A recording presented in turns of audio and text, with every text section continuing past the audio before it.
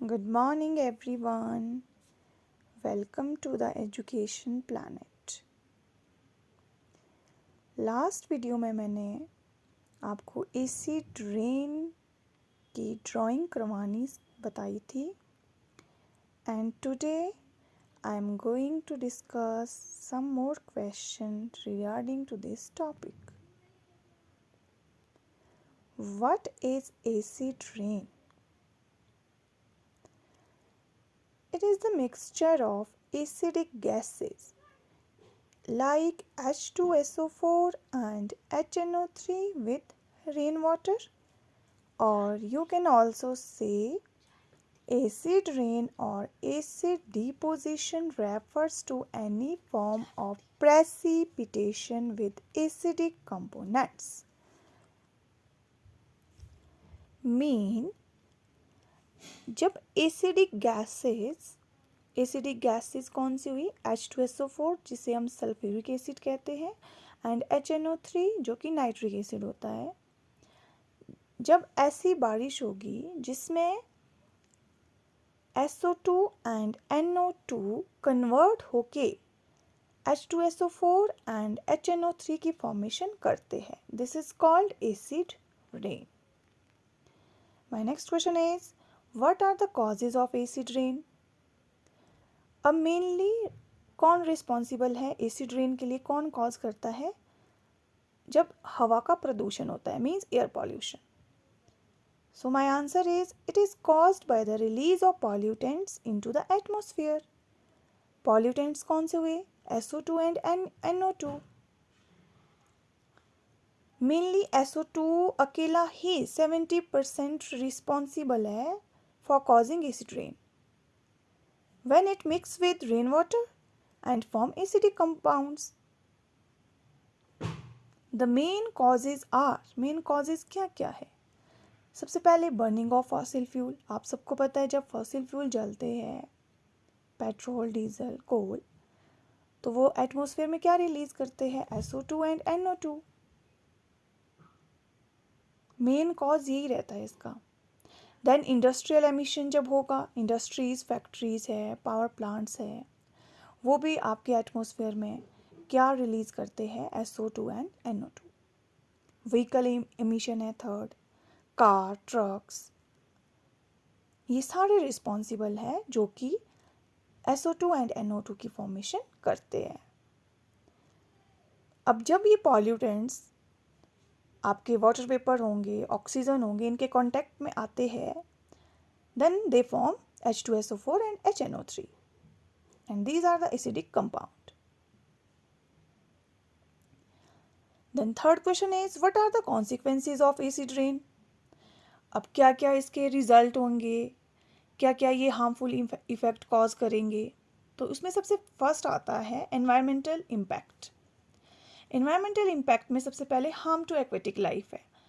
आपका जो aquatic life, जो प्लांट एंड एनिमल वेल्थ है, क्योंकि ये क्या कर देता है, लेक्स और रिवर को भी एसिडिफाई कर देता है, एसिडिक बना देगा, तो उससे क्या होगा, जो प्लांट एंड एनिमल वेल्थ है वो affect होएंगे.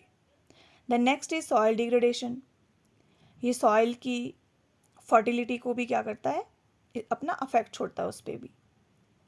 Leach nutrients from soil means जो आपके न्यूट्रिएंट्स होंगे सॉइल में, उनको ये अफेक्ट करेगा, कम करेगा, जिससे क्या होगा, आपकी जो सॉइल है it become more acidic. Then next is damage to forest. Forest का डैमेज करेगा, प्लांट ग्रोथ को अफेक्ट करेगा. आपके जितने भी इंफ्रास्ट्रक्चर्स हैं, मॉन्यूमेंट्स है, बिल्डिंग्स हैं, उनको ये क्या कर देता है, कोरोड कर देता है. ठीक है. The next is human health. आपकी बहुत सारी रेस्पिरेटरी डिजीजेज इससे हो जाती है, ब्रीदिंग प्रोसेस को ये अफेक्ट करता है,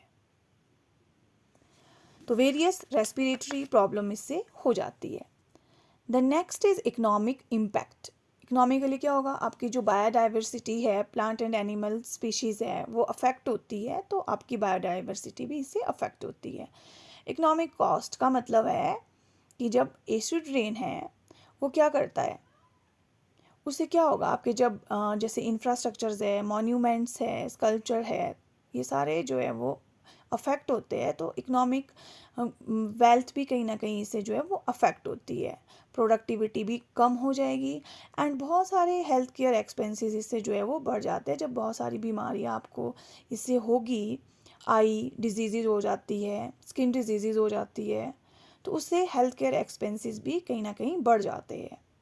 then my next question is what are the ways of reduce air pollution. आप क्या क्या कर सकते हो जिससे आपका एयर पॉल्यूशन ही आपको पता है मेनली रिस्पॉन्सिबल है किसके लिए, एसिड रेन के लिए।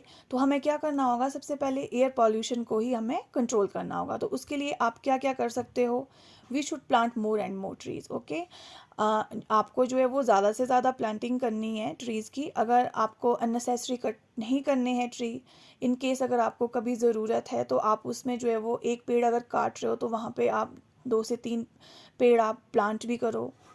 Then next is lesser use of vehicles, आपको कम से कम यूज़ करना है, कार पूलिंग करनी चाहिए। पूलिंग मीन्स शेयरिंग, ठीक है, शेयर करके, ठीक है। Then next is regular checkup of vehicles, आपको अपना व्हीकल जो है वो चेक करवाना चाहिए रेगुलरली, कहीं वो ज़्यादा पॉल्यूशन एमिट तो नहीं करता है, कोई उसमें प्रॉब्लम तो नहीं है। आपको क्लीनर फ्यूल यूज़ करना चाहिए, आजकल आपके एलपीजी है, सीएनजी है, ठीक है। देन आपका जो है तो इस तरह से क्लीनर फ्यूल आप यूज़ कर सकते हो। देन आपका नेक्स्ट आता है डंपिंग द गार्बेज इन अ पिट, आप इधर उधर, क्योंकि वो भी एयर पॉल्यूशन कॉज करता है, तो आपने गार्बेज को इधर उधर ना फेंक के आप उसको एक पिट में डाल सकते हो। देन आपका जो है वो लास्ट आ जाता है टॉल चिमनीज़ आपने कंस्ट्रक्ट करनी है, क्योंकि वो भी क्या करेगी, उससे क्या होगा, जब आपका जो धुआं निकलेगा उससे तो वो आपका हायर अप चला जाएगा और उससे आपको आपको जो है वो हेल्थ प्रॉब्लम, ब्रीदिंग में प्रॉब्लम नहीं आएगी। तो ये कुछ क्वेश्चंस थे जो मैंने आपके लिए बनाए थे। अगर आपको ये यूज़फुल लगे तो kindly share and subscribe my channel. Then मेरे पास कुछ वन लाइनर क्वेश्चंस भी है जो मुझे और इम्पोर्टेंट लगे, वो भी मैं आप सबके साथ शेयर कर लेती हूँ। जैसे फर्स्ट क्वेश्चन है, सबसे पहले एसिड रेन किसने कॉइन करी थी टर्म, तो answer is Robert Angus Smith. You can also add in your notes, जहाँ पे भी आपको अच्छा लगे, अगर आपको यूज़फुल लग रहे हैं क्वेश्चन तो आप ऐड ऑन कर सकते हो।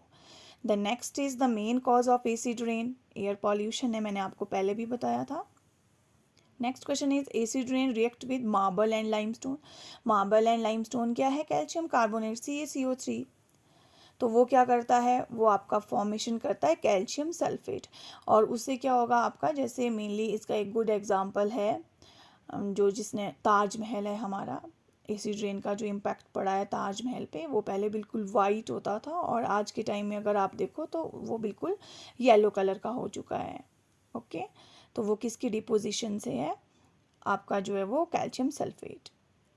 The pH below which the precipitation is regarded as acid rain, आपको पता है कि एक स्पेसिफिक pH होता है जिसके कम जो है वो रेन को एसिडिक कंसिडर किया जाता है, that pH is below than 5.6। And last question is what is liming, liming क्या होता है, ये एक बहुत ही यूज़फुल प्रोसेस रहता है जिसमें हम न्यूट्रलाइज करते हैं एसिड के इफेक्ट को बाय एडिंग कैल्शियम और मैग्नीशियम, आप उसमें जो है वो ऐड करते हो और उससे क्या होता है, आपका जो है वो न्यूट्रलाइज हो जाता है। सॉइल के लिए होता है ये specially. Liming is the process of adding limestone और अदर अल्कलाइन मटेरियल जो होगा टू सॉइल और water to neutralise acidity and increase the pH level को वो क्या कर देगा, बढ़ा देता है, क्योंकि आपका पीएच लेवल जो है वो डाउन हो जाता है इस केस में, तो हमें क्या करना है, उसको इंक्रीज करना है।